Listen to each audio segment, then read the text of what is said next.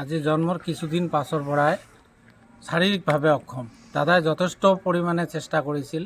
আয়ুৰ্বেদিক কবিৰাজ doctor চিকিৎসা কৰাৰ স্বত্বেও আজি ল'ৰাজন শাৰীৰিকভাৱে সবল নহয়, যাৰ পৰিণতিত ইহঁতৰ পৰিয়ালৰ এজন মানুহ সকলো সময়তে তাৰ যত্নত থাকে আৰ কি। মই চৰকাৰৰ ওচৰত কৰজোৰে অনুৰোধ কৰোঁ যাতে চৰকাৰে ইয়াৰ এটা বিহিত ব্যৱস্থা বা উপায় আৰু আৰ্থিক সাহায্য দি এই ল'ৰাজনৰ কাৰণে সহায় সহানুভূতি জগায়। শাৰীৰিকভাৱে ই থিয় দিব নোৱাৰে, খোজ কাঢ়িব নোৱাৰে, যাৰ ফলত নিজে চলা ফিৰা কৰাৰ অসুবিধা, খোৱাৰ অসুবিধা, কথা কোৱাৰো অসুবিধা হয়।